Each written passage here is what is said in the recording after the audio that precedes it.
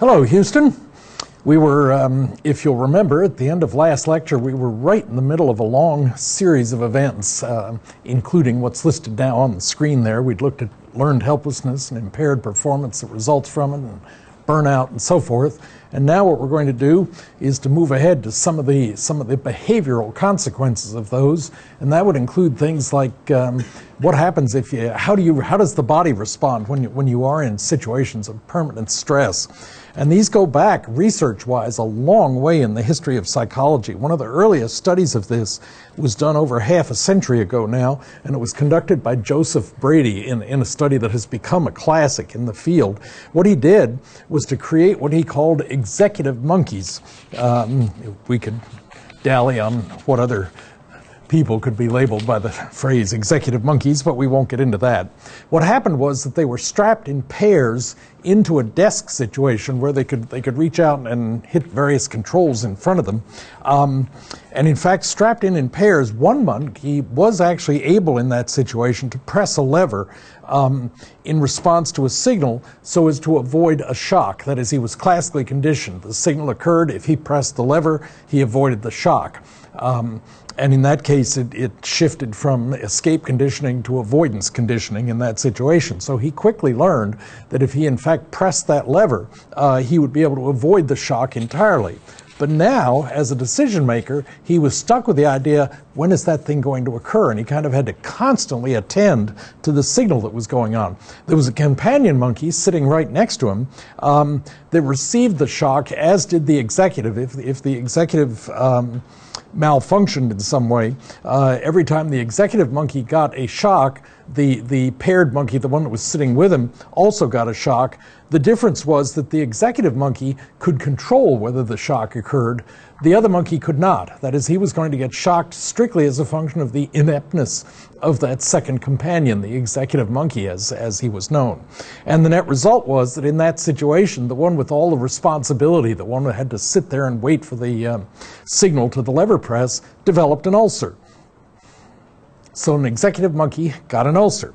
And it was essentially just the stress from decision making that he had to do. He had to be constantly attentive in that situation, ready to respond in fairly brief notice, in a fairly brief interval of time, if it became necessary. The problem was, with that study, and there was a flaw, that basically the monkeys had to sit for hours attending to that signal. Okay? Maybe it's more like waitresses or radar watchers than executives, because executives are kind of dealing with situations on a change-by-change basis. There's a flow of different kinds of problems that they face. But in this case, it was kind of, the analogy to waitresses was I think, an apt one, because in essence it was simply a totally set situation where they simply had to wait for the, not they, he, the individual monkey, had to wait for the occurrence of that cue in order to respond. And so it was proposed in about 20 years afterwards in analyzing this study that basically perhaps the key variable was not the decision making that was or wasn't being made, but rather the variable was essentially control. In one situation, the executive monkey who had to make the bar press in order to avoid the shock did have control over the situation. The other one simply did not. I mean, he had no control at all, and the shock was going to occur when it occurred, and he had no ability to impact it at all. In a variety of these kinds of studies, the rats who could turn off electrical shock while running free and unable to avoid the shock had fewer ulcers than companions who could not turn off the shock in that situation. So the key may have been simply the fact that there was the control or lack of it in that particular study, which leads then to an examination of a related system, and that is the immune system. This system basically provides a main line of defense for you and I against things like infections. Recent work suggests that stress may suppress the actions of the immune system. That may be where the effects of that registered stress are actually being felt. It simply disables or hinders the operation of the immune system. Medical students, for example, who were measured a month before finals in med school had significantly more lymphocytes, which are disease fighters, in their blood than they did the day before finals actually began. This suggests that the stress of finals and the preparation leading up to it can lead to increased susceptibility to illness. That may be one direct effect of the stress that was studied earlier in the executive monkey study. How might these mechanisms work? Well, Robert Ader and Nicholas Cohen were studying basically stomach aches by giving rats saccharin sweetener, that is artificial sweetener. Let me back up a little bit. They were giving a saccharin sweetened drink along with a drug. The drug was mixed into the drink as it was served to the rats, and the drug that was being added to the mixture, the concoction, essentially was known to cause stomach aches and known to suppress the immune system. That was a known effect of the extra drug that was mixed into that situation. After a while, what happened was that the rats developed an aversion to saccharin. They didn't want anything to do with it in that drink or in anything related. If they tasted it, they simply would not participate in it. So they essentially, what they had to do then was to force feed the rats saccharin along with the drug that was being introduced into the system in that way. And about a month and a half later, a number of the rats in that study, of the force-fed rats, simply died as a result of that treatment. And what had happened in that situation was as illustrated on the screen here, and that is that the saccharin, basically through the repeated experience in that situation, had basically become a conditioned stimulus, a CS, for the effects of the immune system suppressing drug. Feeding the saccharin had served as a CS to elicit the effects previously caused by the other drug also being used in the study. But they could get that effect without actually administering the drug. It was simply the conditioning that became attached to the distinct taste of the sweetened saccharin. And what this raises, for quick minds, is the interesting possibility that the immune system might be folded into or strengthened by conditioning procedures. But all the work is still under investigation at this point, but it does seem to suggest the idea that if the immune system or if the saccharin can be used in classical conditioning, we might be able to shape the activities of the immune system in positive ways to further suppress illness, as in this case it was weakened through classical conditioning to encourage the existence of an illness. So it's an interesting possibility. Another one in this general area of investigation is the idea of post-traumatic stress disorder, which we've heard a lot about in the last decade or so with the various wars our country has been involved in. And although it's always viewed as PTSD is always viewed as a reaction to stress, if a friend has been raped or has served in war or has been subjected to long-term human-made or natural disasters for that matter, you may know the effects that PTSD can cause. And in fact, we define it simply as disturbed behavior that emerges long after a major stressful event is experienced. But the long after turns out to be uniquely qualified in a particular way here that we'll get to in a minute. Samuel Pepys, P-E-P-Y-S, a 17th century writer, saw London's Great Fire in 1666 and wrote 6 months afterwards about his continuing inability to sleep without constant fears of fire, dreams and nightmares and so forth. And essentially what that very traumatic viewing and experience caused for him was an active reliving of the trauma through various dreams and repeated intrusive thoughts that would jump into his head seemingly without warning in any given situation. It's estimated, in coming back to PTSD, that approximately 5 in 1,000 men and as much as 13 in 1,000 women in our population have experienced PTSD reactions at various times in the course of their experience. The long delay in appearance seems to be related or to occur only when the traumatic stress that's been experienced is war-related. Specifically, the symptoms may show up much more rapidly in the situations I described earlier. For both men and women, seeing someone die may bring PTSD symptoms after a very brief period of time. For women, things like rape or close brushes with death serious accidents or discovering a spouse's affair to show you how relatively mild the effect might be physically, or the observation, the experience might be physically, can still lead to producing the symptoms of PTSD in very short order. In combat vets, common symptoms are things like paranoia, which is one of the things that will be exhibited, emotional numbing to the events that are going on in one's environment, guilt about surviving. Soldiers, interestingly enough, are burdened with that. You know, the fact that a comrade has been killed in a given situation, it may have to do with his or her ineptness as a soldier, but it ends up reflecting as guilt among the survivors in that kind of a situation, which is a kind of a perverse inversion of the normal effects of war. But combat vets also will exhibit things like alienation from the situation they find themselves in, and significant difficulty maintaining social relations as a result of the brush with war.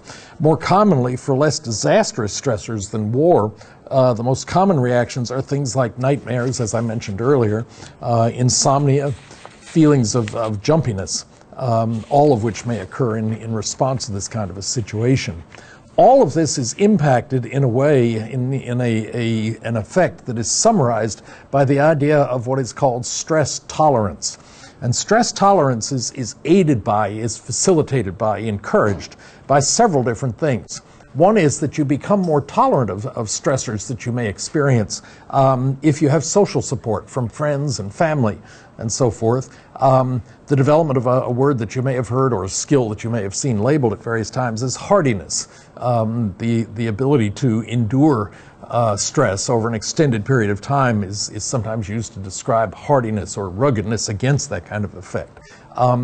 Somebody who's optimistic is less likely to experience PTSD.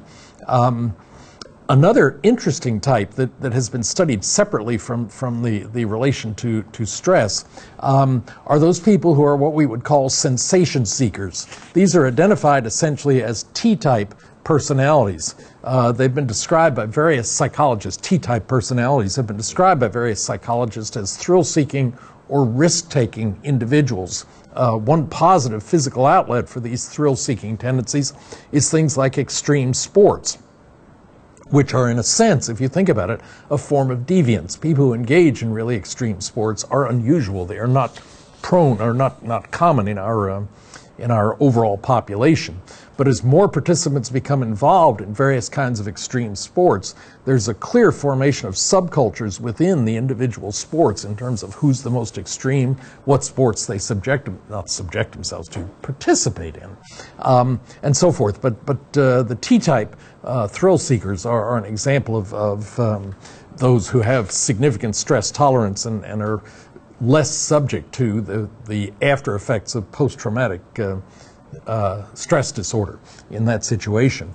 And finally then, even autonomic reactivity becomes an issue here. Having raised all of these problems and reviewing the various causes of stress, we're going to look now at issues related to specifically various forms of psychopathology.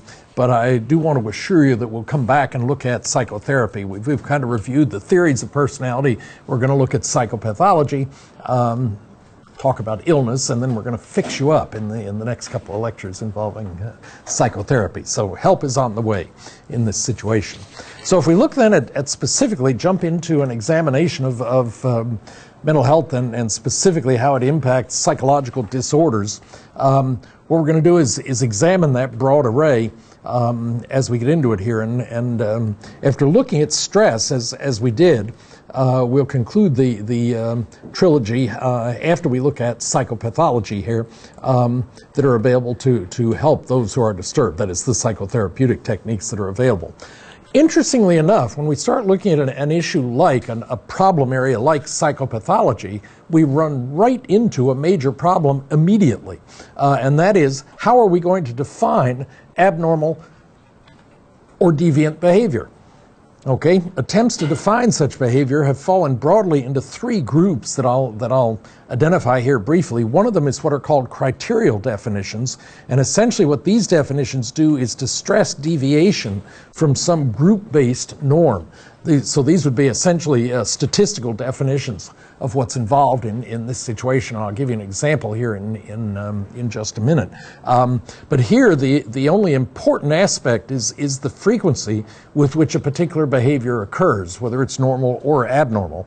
And if the behavior can be specified precisely enough, then the accuracy of diagnosis can be very high in a given situation, that is labeling what behaviors are exhibited among those that are subject to various psychopathologies. So the procedure that's involved here, pictorially, is as follows. The first thing we do is essentially to establish a frequency distribution of whatever we're interested in measuring. We then, on this distribution, define what are our acceptable limits, that is what we would call normal, and then we note a given person's performance relative to the curve that we've established here. Most people, of course, are average, but we'll talk about that in a minute. Let me just show you some of the various things that, just to remind you, that have been treated in this way. Intelligence is one example of that, where I'm measuring here or quantifying standard deviations above or below the mean. And you'll be aware and remember that within one standard deviation of the mean, we normally reflect about 68% of all of us are within that standard deviation. Within 2 standard deviations, 95% of the population is there. And within 3 standard deviations of the mean, we have roughly 99.75% of the data, to be mathematically precise, of the instances of those with intelligence.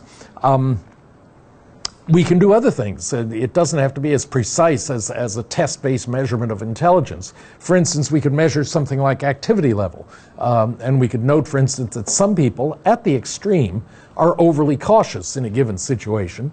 Most of us would fall somewhere close to being spontaneous. That is, if a friend out of the blue suggests that you go to a movie, the two of you go to a movie in a situation where you've got the time for it, it's very likely to evolve. But it's not something you got up in the morning saying, I'm going to do that. But it does fall within the normal range of acceptable activity that you take time off and go entertain yourself at a movie or something like that. At the other extreme, along that dimension, are those that are kind of almost hyperactive. That's a kind of a difficult word to define, but in essence, the idea that the actions are essentially impulsive. You're kind of very much at the mercy of the environment that you're in when you're impulsive in your activities. But you can see there a range from those that kind of sit in a wheelchair, not a wheelchair, a rocking chair, waiting for things to occur to avoid, essentially. Those in the middle that are reasonably reactive to the world they find themselves in, and those that are just hyper about anything that could happen to them. And finally, to give you another example, handwriting is another activity that could be plotted in this dimension, where we would look at the compulsive writer, the person who writes notes to themselves all the time, the one who writes, as most of us do, as needed, as the particular behavior is needed in a given situation. And then there are the people who, despite the ability, have not written one word since August of '99. Those are at the other extreme of simply not participating in a given situation. And so in essence, we've got just a couple of different activities there to show you how this statistical definition of normality can be defined there. Genius, of course, is abnormal if we look at intelligence as the first of the 3 sets of data that are reflected there. But on the other hand, a negative here is that normality demands conformity. As soon as you don't conform, you begin to move toward the edge, one edge or the other, of certain kinds of definitions of behavior in a given situation. Problems with this particular approach are wrapped around the idea that an extreme location on this distribution may have very different implications for you. For instance, let me give you a specific example here. There are 2 major problems I'm going to cite. One is the fact that high IQ, being blessed with a really high intelligence, has really very different value in our society than does being blessed with a very low IQ. Blessed is maybe the wrong word, possessed of a very low IQ. I meet drivers like that occasionally on the road, but in essence, what's involved there is being at the extremes is quite different in terms of how you're behaved, whether you're at the high or the low end of that distribution. And the other difficulty that's also implied by this statistical treatment of the subject is the fact that the borders between what constitutes normal and what constitutes abnormal are very hard to define. Do we say it's, I mean, you can do it statistically and say that you have to be more than 2 standard deviations out. That captures, leaves about 95% of us in the middle 2 standard deviations. Maybe you want to say 1%. You have to be 2 point, whatever it is, 2 point, what is it, 2.58, I think, to be in the 1% range. And that, so the problem we have is, where do we draw the line? That's normal, that's abnormal, statistically. So let's go back and look at it behaviorally again and treat it in a different way. And that is, instead of a statistical definition, let's talk, I've already talked about the problems there, let's look at definitions of normality and behavioral range that involve efficiency and adequacy. Here, a norm for performance has to be established. That is, we have to define what we mean by efficient or adequate behavior in this kind of a situation. And we can measure it in a variety of ways. We can measure it relative to our performance efficiency, relative to that norm that can then be determined when we've looked at everybody's behavior. Or we can make demands of an individual's role. So in that case, normality can be defined by the behavior of others or by an individual's behavior in a given situation. The difficulty with doing an efficiency or adequacy definition of normal behavior is the fact that what if an individual chooses a role for which he or she is over or underqualified? They may not be behaving very much, or they may be behaving more than they should be in a given situation if they've simply selected a role for which their qualifications may be extremely high or extremely low. And then we also have to factor in, whose norms are we really using here? Are we using society's, using the overall distribution of everybody's behavior? Or are we really looking at the individual's definition of quotes, normal behavior? We could defend it either way in some instances, but that issue, using the individual's definition, leads into a third very important way in which we can define definitions, and that is normality, I mean deviant, abnormal or deviant behavior, and that is an existentialist definition, which is essentially going to stress personal, subjective definition of adequate behavior. And in that case, we might use indicators such as, say, internal discomfort. A person may, an individual may seek help for discomfort that is not externally visible at all. I mean, this person, you know, at the time of final exams on campus, we may very likely find people hunker down occasionally, kind of staring at the grass, and what they're doing, as I can remember when I used to do that occasionally, was to kind of organize how much do I have left to do and just kind of rank order it in terms of what has to be done by the end of finals week, and a little, not too much look at do I have time, just a matter of how do I most efficiently use my time. But that internal examination is clearly an element, and it wouldn't in and of itself, the examination would not in and of itself be determining or determinant of abnormal behavior. Unless, of course, he's been there leaning against the tree for 6 weeks. That's the point at which we begin to suspect that maybe the internal examination is not quite healthy in that situation. So related to that and the external social definitions of behaviors, we can also identify not only internal discomfort as one particular difficulty there, but we've also got the issue that we've got the difference between organic as opposed to psychological discomfort. Pain is one thing, but psychological traumas may be a very different kind of disorder or discomfort that we have to study and define very differently. Whether psychological or physiological, we've also got another major problem here, and that is that individual differences in defining discomfort may be quite significant.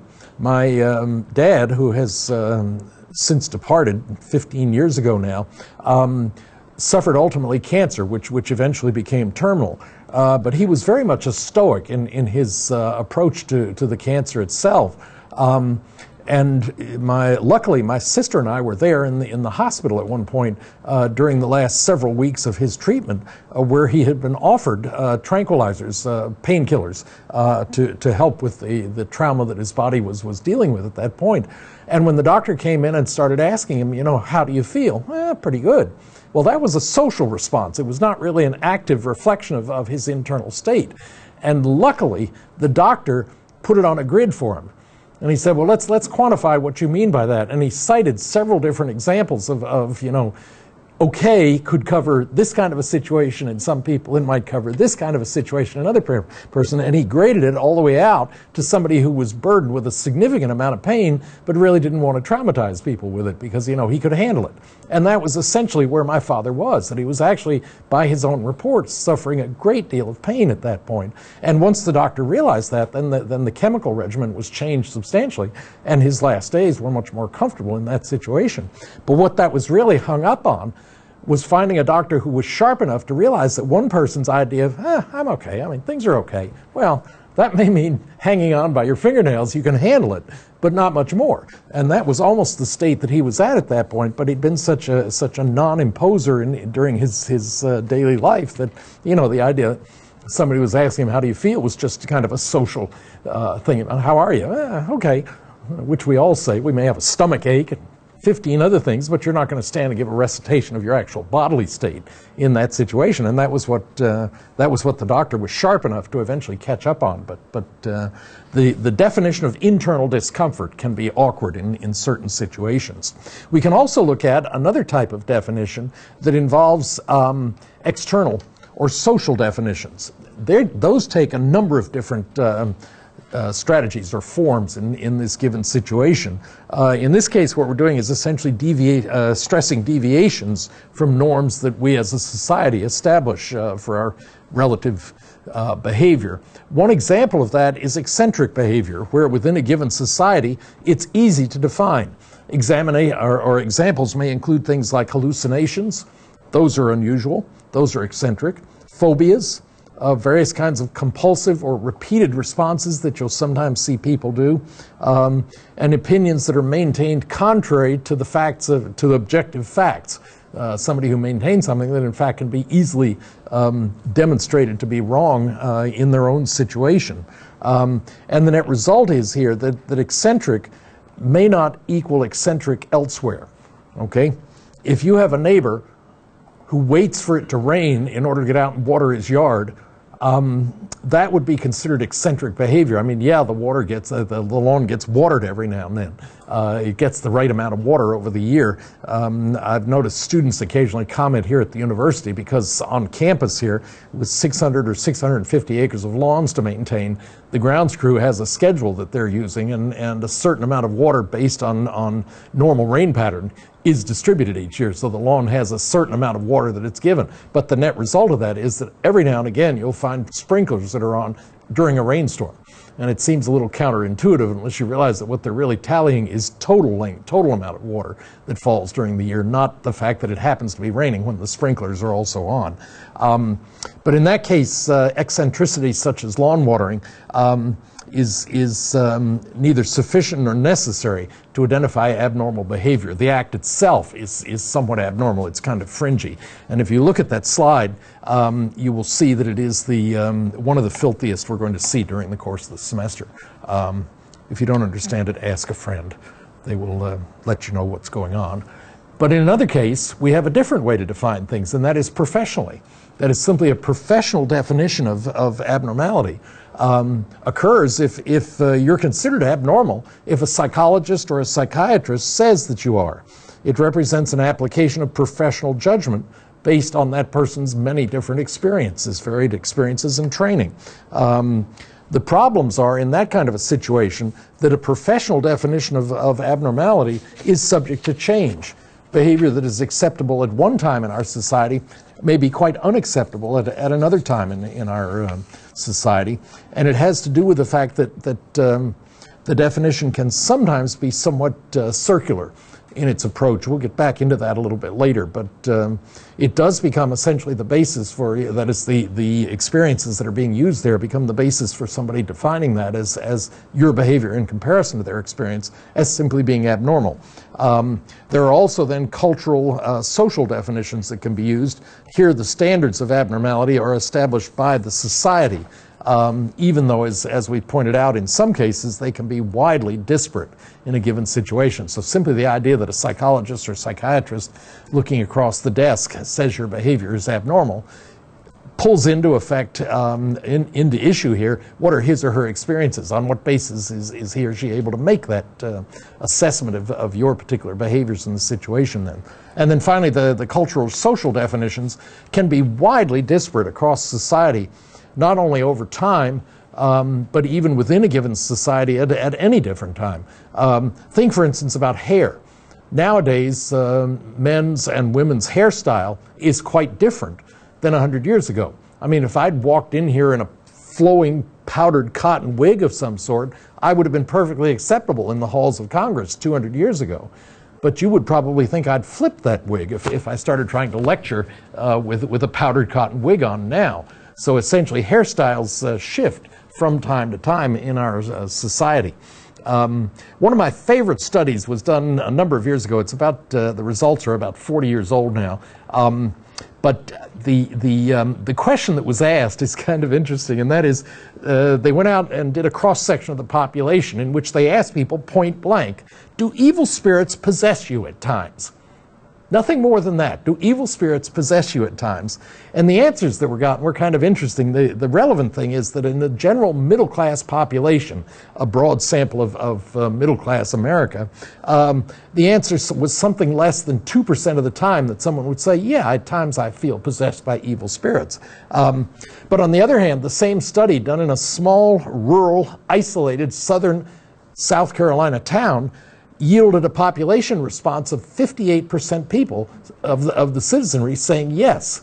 That was largely a black, isolated, discriminated against group of individuals who were tested, quizzed in that situation. But it would be absurd for a psychologist to look at that data and say over half the blacks are psychologically disturbed in that situation. It simply would not apply.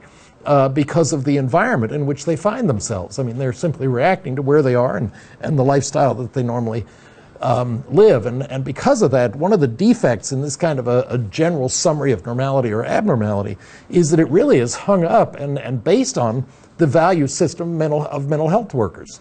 And that may or may not be the most valuable way in which to do that.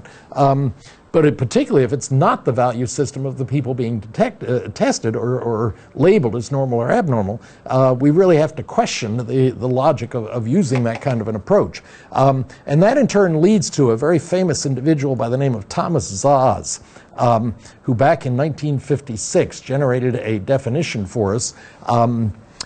Sorry, not a definition. I'll get to that in a minute. But Thomas Szasz had a really interesting book published back in the mid-1950s called The Myth of Mental Illness. And what he was doing there was arguing that well, in fact, it's caught in one of his earliest statements in that book where I'm quoting him directly when he says, whenever we try to give a definition of what mental health is, we simply state our preference for a certain type of cultural, social, and ethical order. And I think he really hit it right on the head in that situation, because he's really saying that anytime you make a judgment of calling somebody's behavior abnormal, your definition is almost always, the basis for that definition is almost always anchored specifically on the social values of the environment in which you're operating. And there's no way really to get ourselves separated from that. So in some cases, normality is simply pulling us toward whatever the social norm is. So I come back to that statistical definition as having some value. But in essence, what I'm going to offer here is a practical definition, a functioning definition of what we mean by normal or abnormal behavior. And abnormal behavior in this case was developed by Bass back over 50 years ago, well, 40 years ago now. He identified 3 fundamental indicators of abnormal behavior, summarizing much of what had gone on up to that point. And the definition has withstood the test of time. What he's arguing is that essentially there are 3 things you have to look for in people whose behavior you may in fact judge as abnormal. One is the idea that if a person is experiencing discomfort, if they feel uncomfortable, and it shows in their personal and or their social behavior, then you probably do need to apply some therapy, offer help in that kind of a situation. So personal discomfort is one factor. A second factor that Bass also identifies is bizarreness. and that is a deviation from where behavior deviates from commonly accepted standards of behavior, although there are at least two important qualifiers on that feature. One is the idea that it has to be related, the behavior has to be related to the individual's environment. And the other is the fact that it has to cause personal discomfort. Now, you might want to question that second one a little bit. But in fact, what we were arguing there is, what he was arguing, is essentially that you really have to consider the environment in which the person found himself. I can remember, I don't remember the specific details of it, but I remember there was a really bizarre situation about 30 or 40 years ago where a religious leader really kind of got it in his head and assigned himself more power than was really rational in a society down on one of the islands off the coast of America, down in the direction of Cuba. And what he did in that situation was, in fact, to lead that group to convince something like 1,000 men, women, and children, mainly women and children, in his following, that in fact they were evil, they were mentally ill, and really did need to destroy themselves. And he was in the process of leading them toward a mass suicide when ultimately authorities arrived and were able to intercept and correct the situation. But that was an example where you couldn't really pick an individual mother and say, well, you're abnormal. To have acted that way, to have threatened suicide and endangered your children in that situation, that would be pushing it a little bit because of the environment in which she found herself. Now, you might very easily question why it is that she allowed herself to get into that situation to begin with. But given what unfolded in the environment where she found herself, given that she had some fundamental belief similar to whatever the religious leader was offering, you'd have to push it a little bit to really label her as mentally ill in any demonstrable way when removed from that environment. So that's the reason those qualifiers are there in terms of bizarre behaviors, important as an identifier of abnormality, but you do have to consider the environment in which somebody is functioning when that is exhibited. And then the third element of this definition is the idea of inefficiency, that is the inability to function properly in a role in general society. And so the summary is that obviously we don't have a complete consensus. And definitions are not mutually exclusive. That is, as I've gone through those different elements of the way to define abnormality, they are in fact not specifically mutually exclusive. They are overlapping in their overall effects in this situation. So we don't have a specific definition of that is abnormal behavior. Let's also look at this from another point of view, and that has to do with some of the myths that have been created over the years here. And that is, basically, there are a number of different views of what constitutes mental health or abnormality, in that case, abnormal behavior, that have developed over the years that they've attracted enough attention to warrant some being addressed by psychologists. One is the idea that the myth that abnormal behavior is always bizarre. Okay, the facts are, if you look at it, that fictional popular presentations of abnormality, in fact, are themselves extreme. The whole reason you write a book about abnormal behavior is to attract attention and convey a particular point of view. And the result tends to be that the truth gets shaded toward extremism in that kind of a situation. And the behaviors themselves are attention-getting, they're extreme, and they tend to be stereotyped. Ken Kesey wrote a rather interesting book here, but let me just give you the specific title here, and that is Ken Kesey's One Flew Over the Cuckoo's Nest, which in fact starred Jack Nicholson in what came to be an Academy Award-winning presentation back in 1962 or 64. It was in the mid-60s when he won the Academy Award for that particular movie. And the movie itself includes a good portrayal of a typical mental hospital. That is, for all the difficulties associated with the story itself, the actual portrayal, about half the movie took place in the ward of a mental hospital, and the key element that was featured in the movie was a combat that was going on between Nicholson, for whom it was never really totally obvious that he was in fact mentally infirm or abnormal. That is the tension. Part of the tension that was involved was whether Nurse Cratchit, I think was her name, if I remember correctly.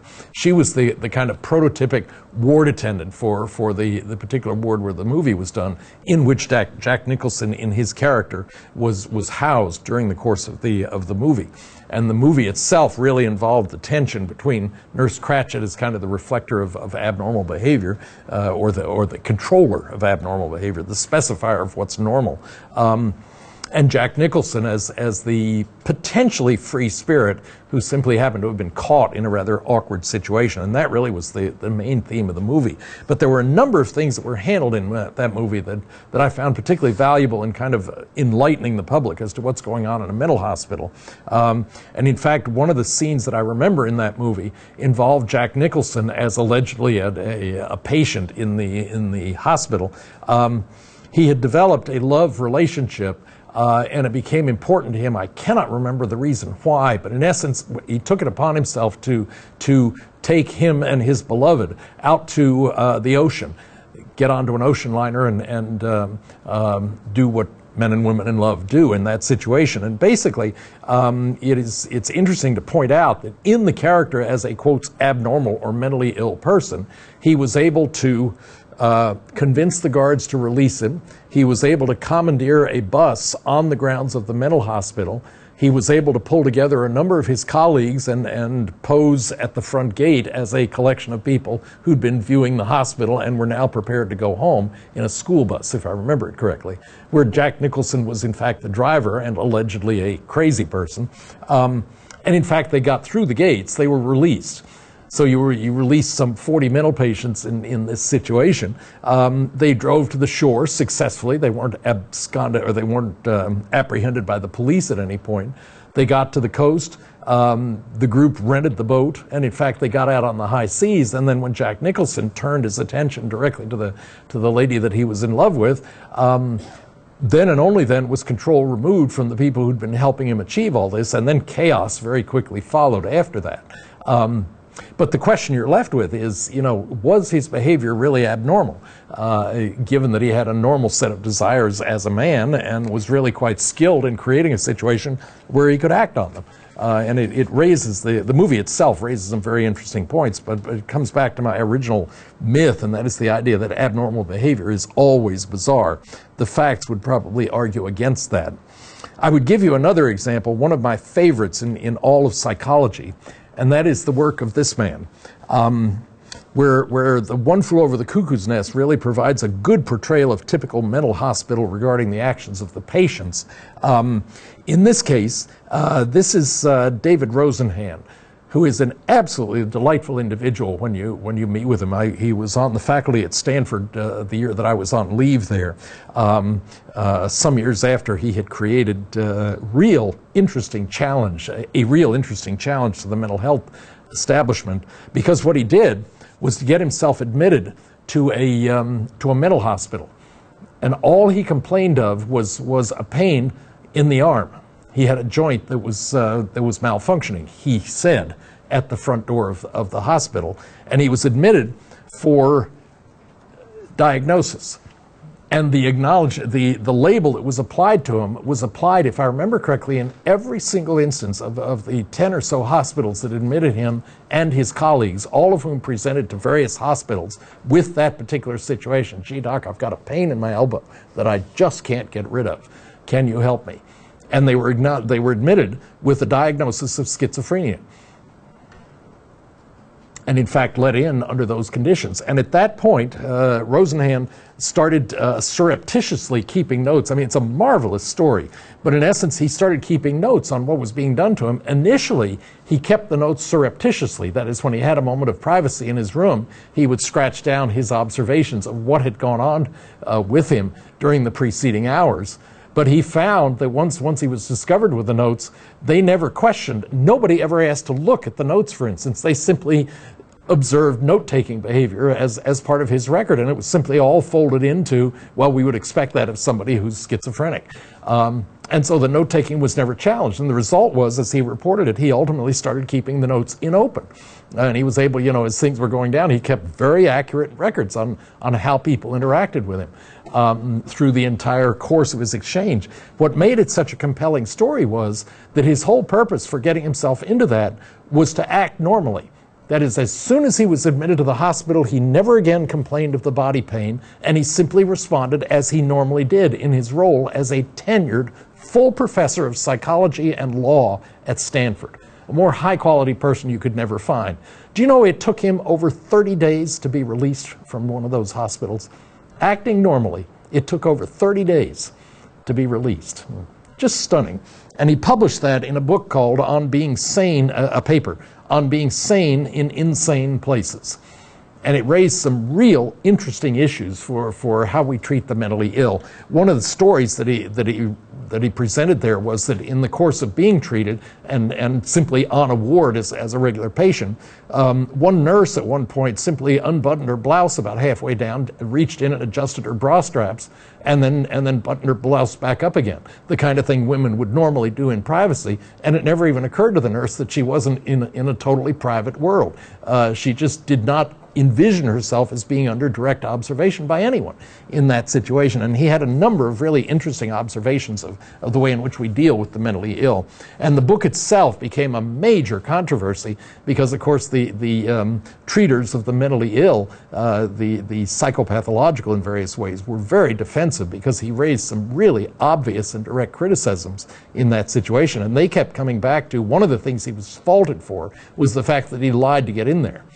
I mean, totally blowing over the fact that he acted normally afterwards, and it took him 4 or 5 weeks.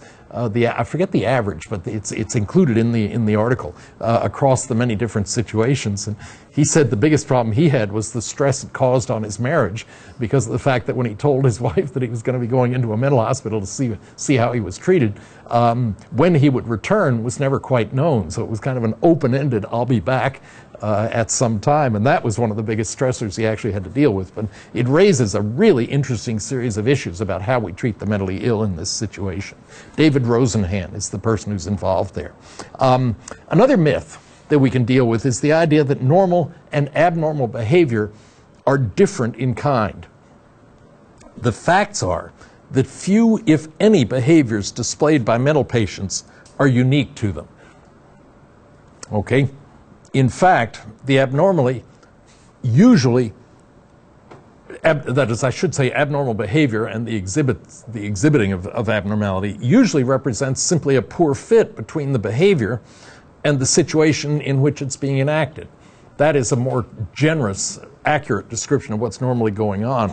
Look at the difficulty we had in even defining at the beginning of the lecture here what we mean by abnormal behavior. There's no clear normal-abnormal demarcation that occurs in this kind of a situation.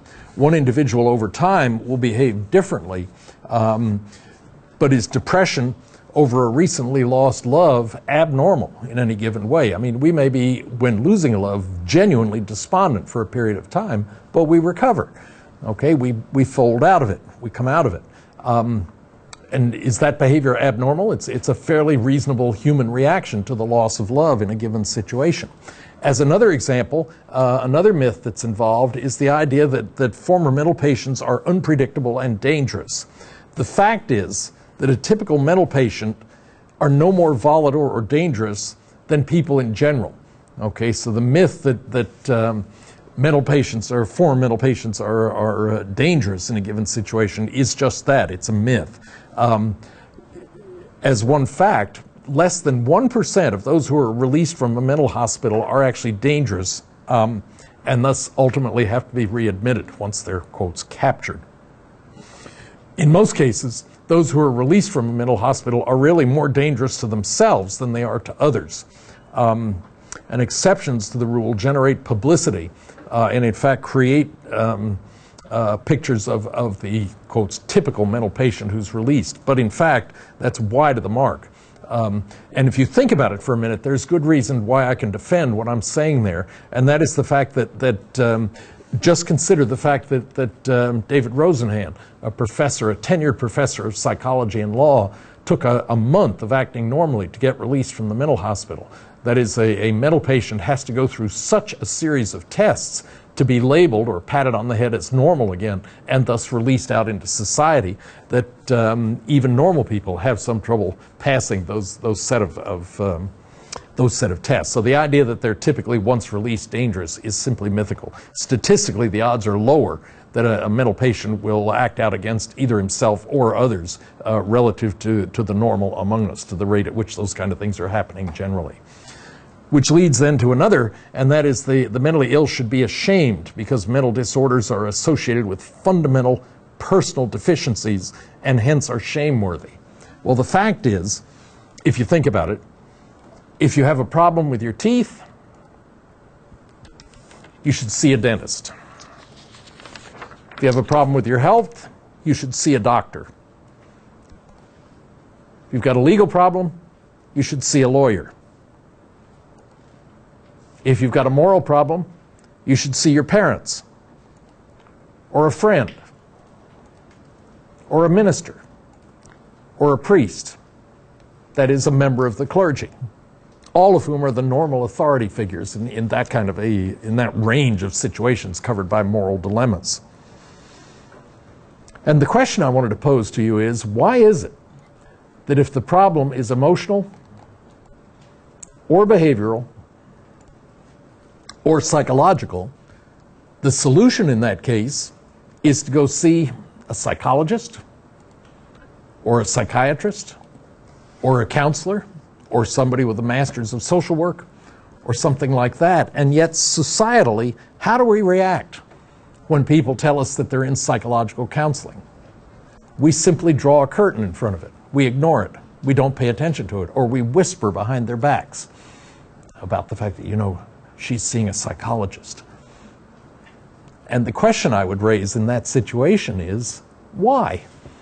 Why is it the case that when mental behavior is at issue and someone seeks help, such negative affect is associated with it? And it is a factor in our society. Let me cite some specific examples for you.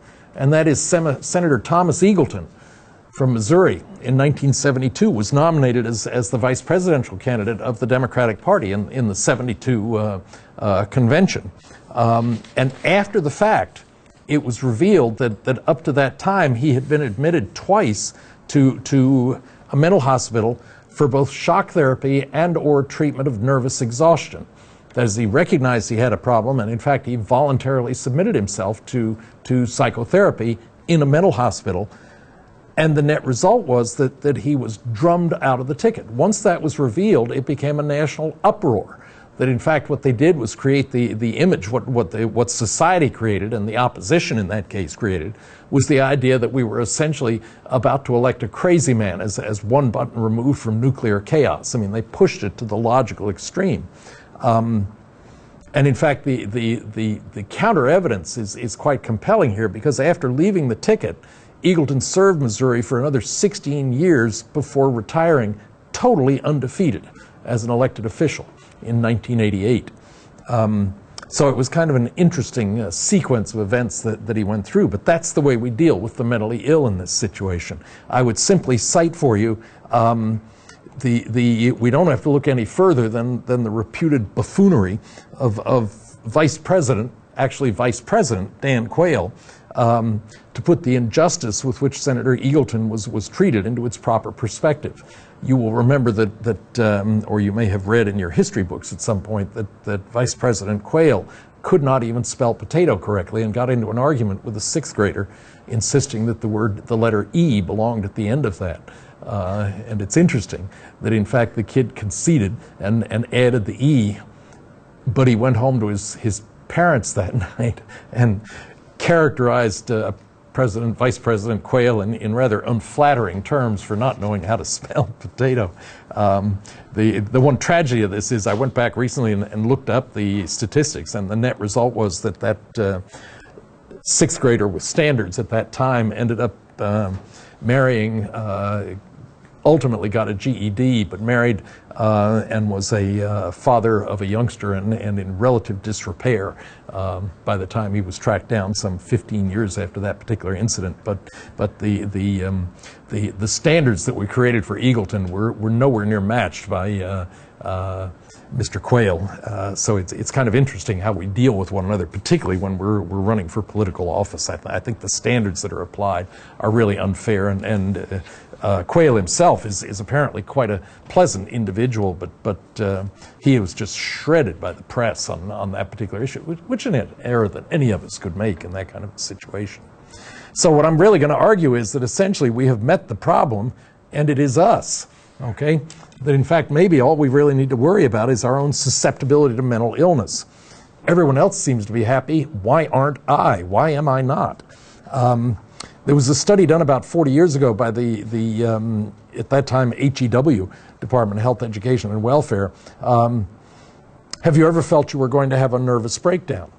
And about 20% of the U.S. population at that time, in the early 70s, acknowledged yes. And that's consistent with the data I was talking about earlier, where 2% are view themselves as being imbalanced. So that there is a presence of that kind of worry among the citizenry in a particular situation, and I just wanted to cite that for you as stable evidence of the fact that we may worry about things that we really shouldn't worry about in that situation. Don't worry about yourself because of the apparent health of others. They may have problems even worse than you without showing them. And it simply is not something you need to lose sleep over. There is help available if you need it, but most of us don't statistically. I'm reminded here of a friend of mine named Kenneth, who was at the time of the incident that I'm going to recite to you here, a first-year medical student, and he was reading about many new wondrous kind of conditions that had been afflictions that had been detected in the medical literature. And the net result was that he was reading, for instance, about a nerve condition, which is usually manifested in the extremities by a loss of smooth motor control, essentially a twitching of the hand. And as he was doing the reading, he found that, I'm ahead of myself. I need to back up for just a minute and give you one other piece of data that's really extremely interesting here before I get into talking about my friend Kenneth. And that is, this was a study that has also been done and in the literature, it's become a classic in the literature. And that is, it involves a game called Labyrinth Spiel that you may or may not be familiar with. What this is, and you can see all the key elements from this picture of it, is that it's a flat table that can be rocked left and right or back and forth. Okay, and you do that normally with one player holding from the position where we are, and you have both hands on the controls. So you're able to twist the right hand to tip it left and right, and twist the left handle to tip it forward and back in that situation. If you'll notice, it's a little hard to see in the coloration here, but there is a rolling ball back here, a steel ball, which is about 3/8 of an inch. And the tricky thing is that when you put the ball on the platform, it's a Formica platform, and it's slick. I mean, it's deliberately designed as a flat but shiny surface. And so it's a real skill. What you're supposed to do is put it in, I can't remember where the starting point is, but somewhere around the extremity here, there is a starting point. There is a hole on every place you see a round spot is a hole where the ball will potentially fall through. And what you're supposed to do from wherever the starting point is simply roll on the line by tilting the platform back and forth through all of these different moves, and eventually get down to the point, oh, I'm sorry, I'm pointing at walls. This is the line you're supposed to follow, and it will lead you through almost all of the danger points, and then you eventually get to the actual hole that you're supposed to put the ball through in that situation. This became the basis for a study in which what they did was to bring in students, subjects in an experiment where each of them controlled one of the two handles. Now that alone is difficult enough. But what they really applied to that was the whole reason for the study, and that is the use of the Labyrinth Spiel was deliberately set to create a difficult, if not impossible, to solve kind of problem. But it was introduced as a study of cooperation. The key variable that was applied was how your partner was introduced to you. That is, in some cases, in the control group situation, your partner was simply introduced as another student. The introduction, the giving of instructions to the subjects was done separately. So each person was instructed separately, and then you were brought into the room and introduced to your partner, and then turned loose on the study in order to see how well you could do. What happened in the study was that the introduction that was given to you of the qualification of the other individual was the key variable. And that is, in some situations, the person was introduced, your partner-to-be, was introduced as a fellow college student. No reference to physical or intellectual skill or anything else was made. He was simply introduced as a fellow student, here to participate in the study on cooperation. In another situation, what was introduced to you was the idea that this is a former mental patient who's being assessed for possible readmission to the university. And we'd appreciate it if you would cooperate with him to the extent you're able. And let's see how well he does in what's going to be an awkward situation. I mean, physically, it's just an awkward problem to solve. The same kind of thing that the control group was told. It's an awkward problem to solve. See how well you can do. But your partner, in some cases, was viewed to be a student who was a former mental patient. The beauty of this particular study and the efficiency was that they could do that without telling the other partner anything in the presence of the other partner. So in all cases, when you were in that study, if you didn't happen to know that your partner might be acknowledged as a person with mental difficulties, you had no way of knowing whether, or you would not know, that your partner might have been told that about you. And so the net result was they could run both conditions. The partner did or did not know that their other partner was or was not a former mental patient in that situation.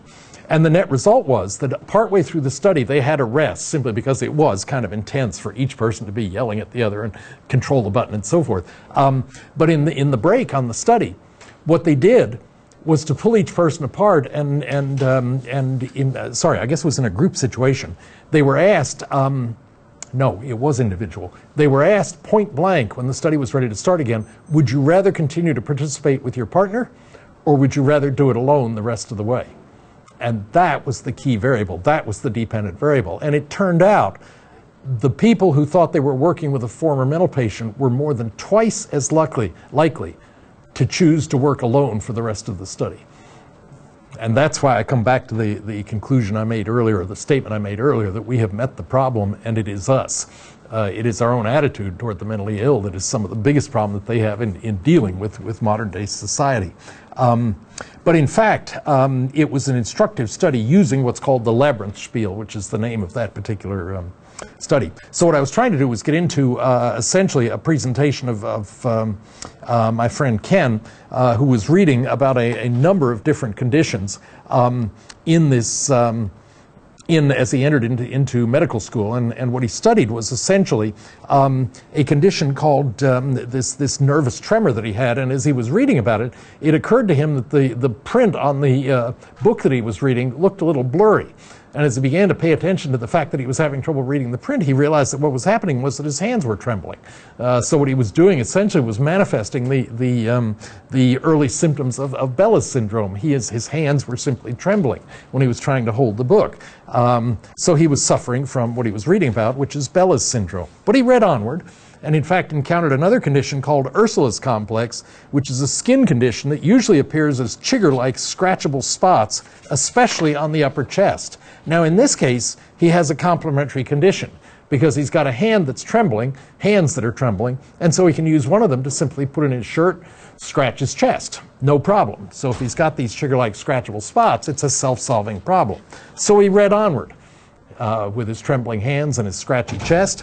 And in fact, what he ended up reading about then was something called lung infarction, which is a collapsing of the lungs, which often results from impeded blood circulation through the lungs. And as he looked at this chest of his, which was increasingly itchy and increasingly red, it did seem as if it was kind of collapsing, as if it was, gee, I've got a lung infarction.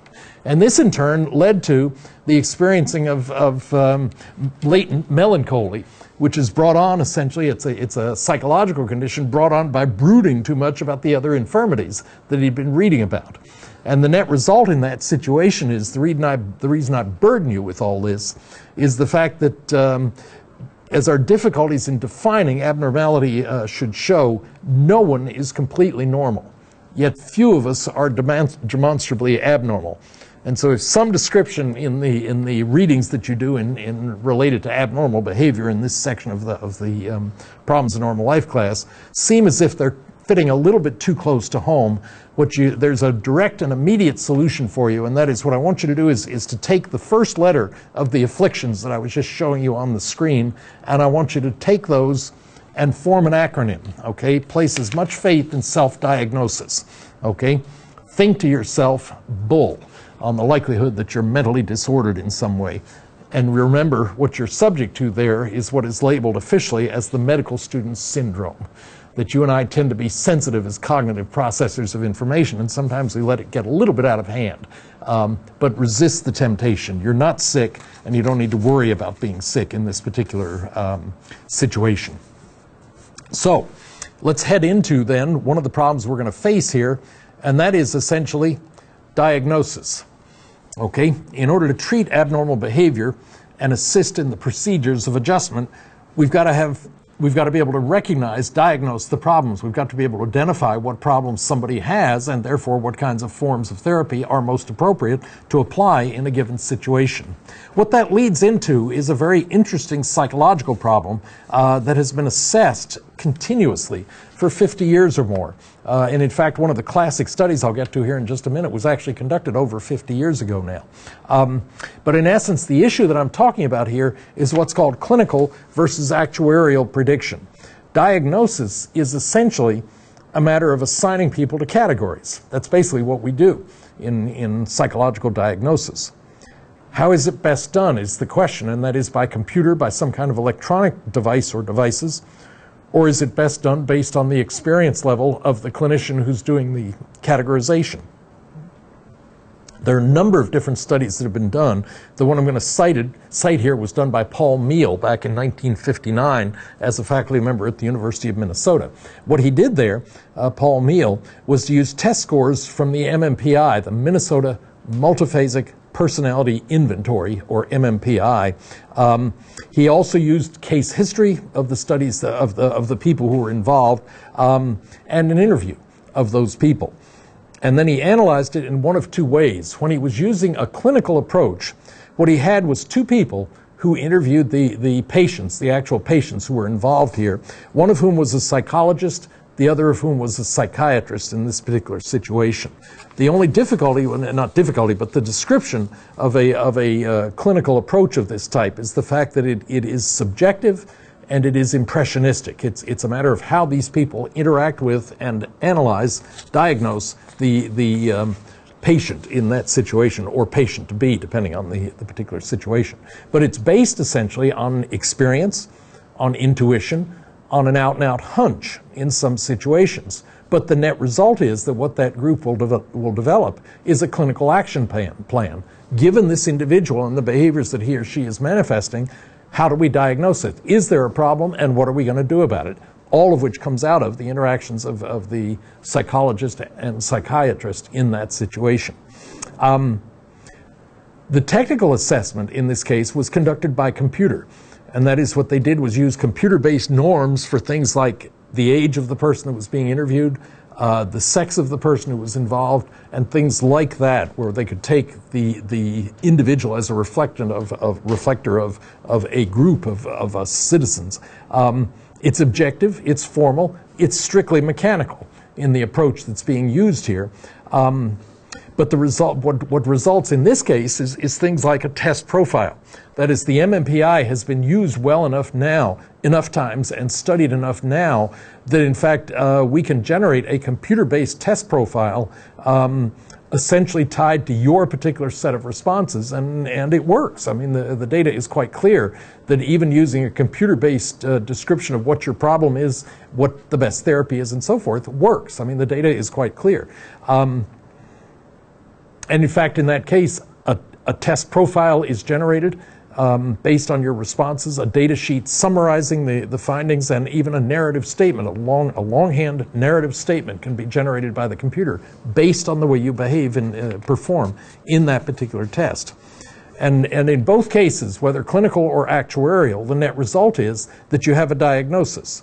There is a predicted likelihood of outcome of success, even out of the computer study, and there is a recommended therapy. It's all factored into both the clinical assessment and the actuarial prediction. And the difference then is strictly in procedure. Now, this study that I'm summarizing here was conducted over 50 years ago, 1959, and the results are timeless, basically. In 23 instances, even given the lack of relative sophistication of the computers back in 1959, the actuarial analysis was superior. Okay?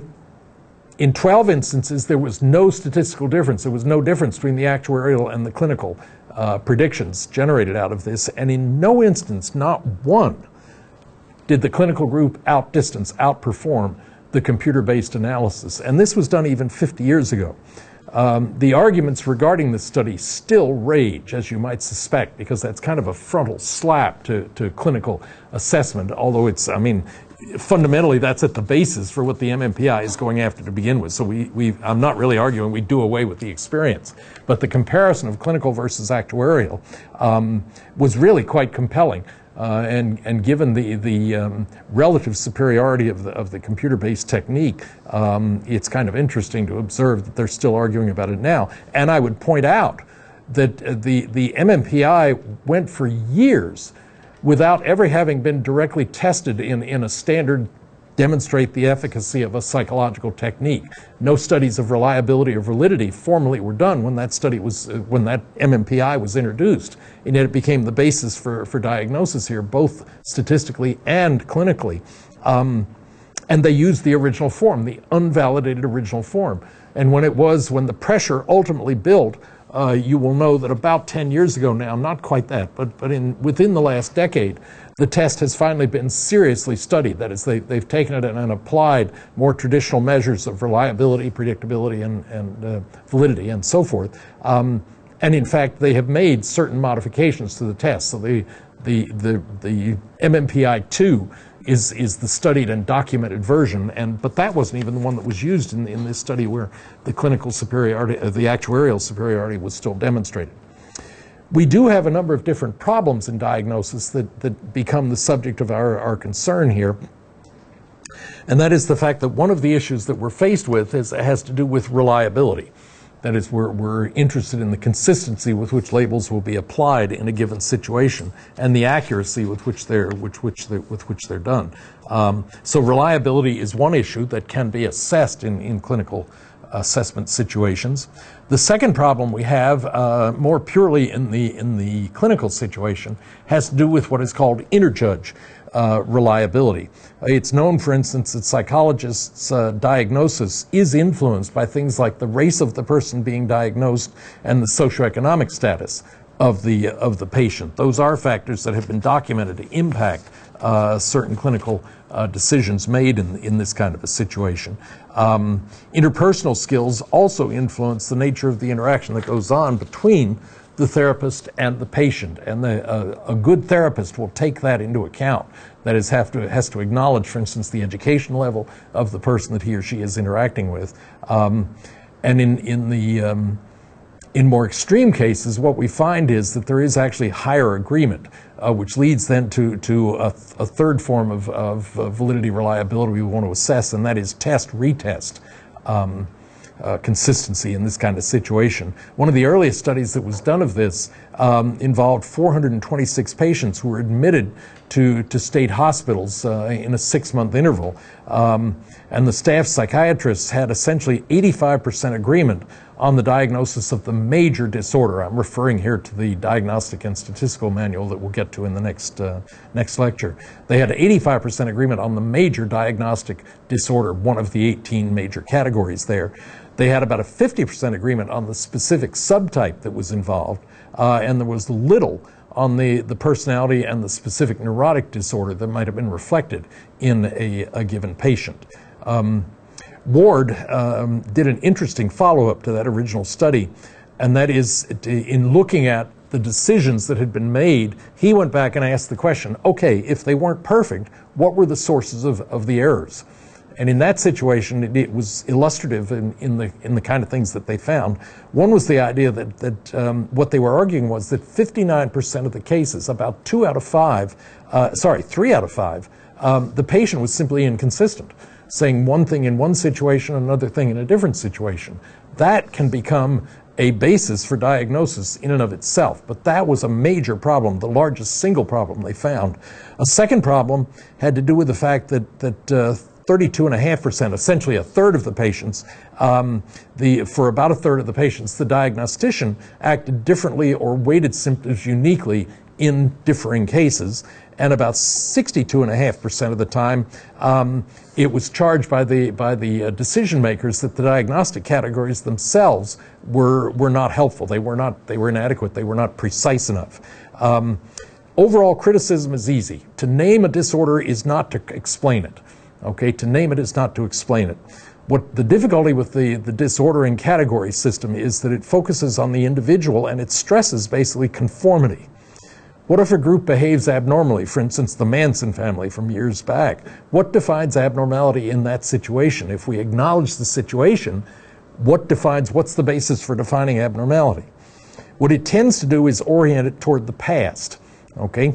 How about new evolving behaviors such as alienation from impersonal industrialized societies, such as we're beginning to experience now? And how do we fit that into the history-based diagnostic system that we normally used?